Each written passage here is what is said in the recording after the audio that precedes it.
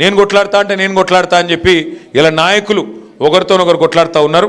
హైదరాబాద్ మహానగరంలో ఒకటైతే పక్క, హైదరాబాద్ మహానగరంలో నాకు తెలిసి నాకున్న అవగాహన మేరకైతే కార్పొరేషన్ ఒకటైనా, రెండైనా, మూడైనా, నాలుగైనా ఎగిరేది మాత్రం గులాబీ జెండానే. ఇది మాత్రం పక్క, అందులో ఏ అనుమానం లేదు, ఏ అనుమానం లేదు. ఎందుకంటే మనకు నాయకత్వం ఉంది.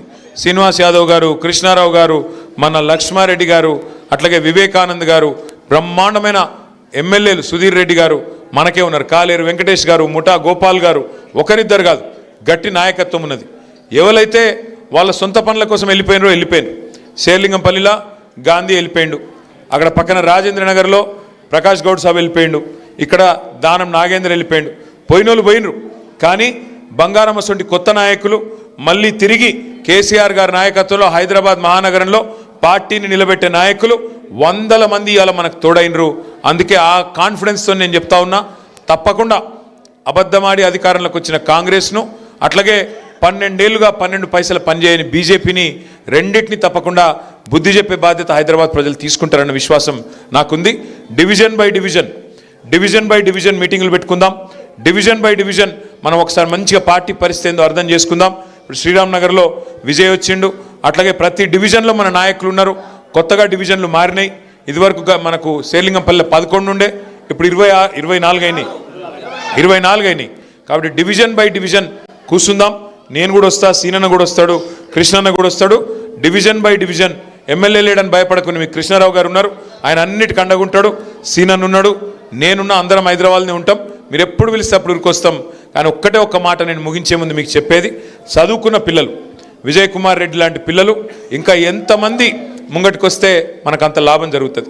ముఖ్యంగా మా ఆడబిడ్డలతో నా ప్రార్థన, దయచేసి ఆలోచించి ఓటేయాలని మన వాళ్ళందరికీ చెప్పాలి.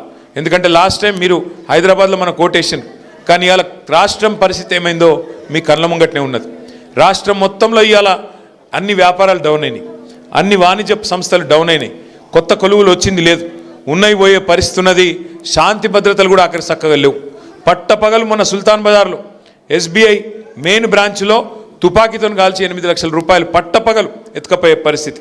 మీ చందానగర్లో పట్టపగలు జ్యువెలరీ షాప్ మీద దాడి చేసి బంగారం ఎత్తుకపోయే పరిస్థితి.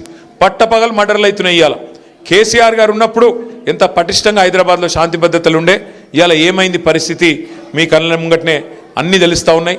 కాబట్టి తొందరలో వచ్చే కార్పొరేషన్ ఎన్నికల్లో గులాబీ జెండా ఎగిరేసే దిశగా ఇంకా ఉధృతంగా ముంగడికి పోదాం. డివిజన్ బై డివిజన్ పనిచేసుకుందాం, సిస్టమేటిక్గా పనిచేద్దాం.